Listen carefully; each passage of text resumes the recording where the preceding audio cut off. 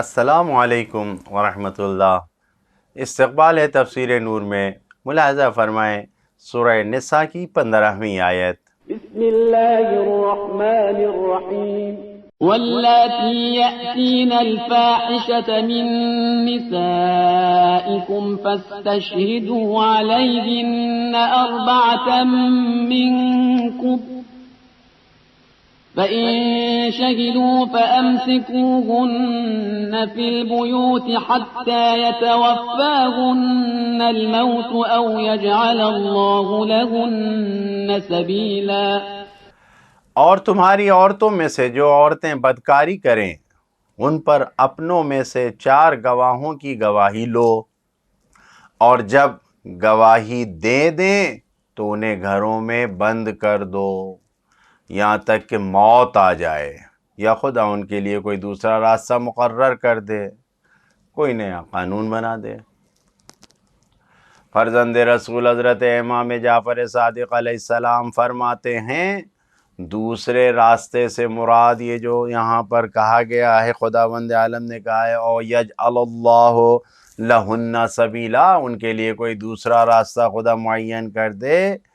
اس سے نیا قانون بنانے کا مطلب یہ ہے کہ جو اللہ نے خود قرار دیا ہے وہ اللہ کی دوسری حد اور دوسری سزا ہے کہ جو بعد میں بیان ہوئی ہے، جیسے سنگسار کیا جانا، تازیانے اور کوڑے لگائے جانا وغیرہ۔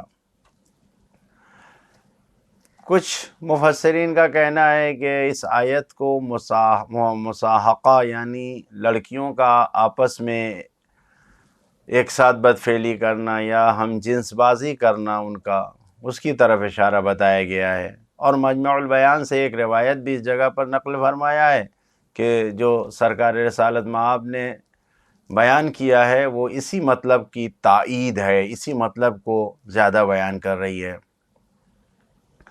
حدیث اور روایت میں یہ آیا ہے کہ دور جاہلیت میں بھی زنا بدکاری کی سزا معین تھی۔ دور جاہلیت کے لوگ جو خواتین، جو عورتیں بدکاری کرتی تھیں، زنا کرتی تھیں، تو ان کو گھروں میں قید کر دیا جاتا تھا، عمر قید گھروں میں قید کر دیا جاتا تھا۔ اسلام نے شروع میں اسی قانون کو قبول کیا، اور جب اسلام مضبوط ہو گیا، طاقتور ہو گیا، تو عمر قید سے بڑھا کر مسئلہ حد اور سزا کی طرف کہ کوڑے مارنا یا سنگساری میں تبدیل کر دیا۔ جو پیغامات ہیں اس آیت میں ملاحظہ فرمائیں، پہلا پیغام یہی ہے کہ دوسروں کی آبرو، عزت و شرف کی حفاظت کے لیے اسلام نے زنا کی سزا کے لیے 4 گواہوں کو معین، یعنی 4 گواہ کی تعداد معین کیا ہے۔ جبکہ یہاں تک کہ اگر صرف 3 گواہ آ جائیں اور 3 آدمی آ کے گواہی دیں کہ ہم نے دیکھا ہے، تو اسلام قبول نہیں کرتا، بلکہ برعکس کہ 3 آدمی جرأت نہ کریں، انہی تینوں کو سزا دینے کا حکم دیا گیا ہے جو گواہی دینے میں 3 ہیں، ناقص گواہ ہیں۔ جبکہ قتل جیسے جرم کے لیے صرف 2 گواہوں کی ضرورت ہے۔ تو یہاں پر کیا ہے؟ 4 منکم۔ دوسرا پیغام، زنا کی گواہی دینے والے کو مرد بھی ہونا چاہیے اور مسلمان بھی ہونا چاہیے، تاکہ جرم کو ثابت کرنے میں کوئی کوتاہی نہ ہو اور سب بالکل دقت کے ساتھ دقیق طور پر عمل کیا جائے۔ 4 منکم۔ تیسرا پیغام، زنا پر گواہی دینا واجب نہیں ہے، فَإِن شَهِدُوا، جب گواہی دیں، اگر چاہیں تو گواہی دے دیں، واجب نہیں ہے۔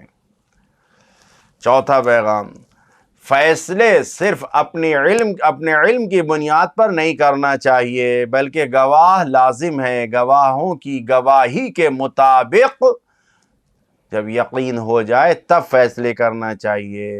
فَإِن شَهِدُوا، اگر گواہی دیں، فَامْسِكُوهُنَّ۔ 5واں پیغام، زانیہ عورت کی سزا گھر میں قید کرنا ہے، نہ کہ عام قید خانوں میں اور دوسرے جیلوں میں، جو جیل ہوتے ہیں وہاں نہیں، کیونکہ اس سے اور زیادہ معاشرے اور سماج میں فساد پھیل جائے گا۔ وہ فحشا اور برائی کو سکھانے لگے گی، عام لوگوں کے درمیان، لہٰذا گھروں میں قید کرنا چاہیے۔ فَامْسِكُوهُنَّ فِي الْبُيُوتِ آیا ہے، یعنی گھروں میں انہیں قید میں رکھو۔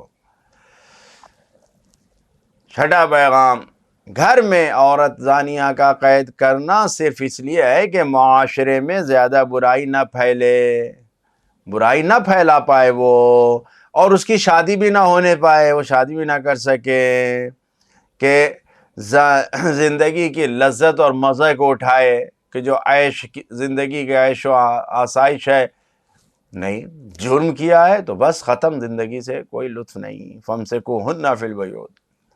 ساتواں پیغام، سماج کو پاک صاف کرنے کے لیے، معاشرے کو طیب و طاہر و پاکیزہ بنانے کے لیے فاحشہ زانیہ کو عمر قید گھر میں کرنا ہے، بہت ضروری ہے۔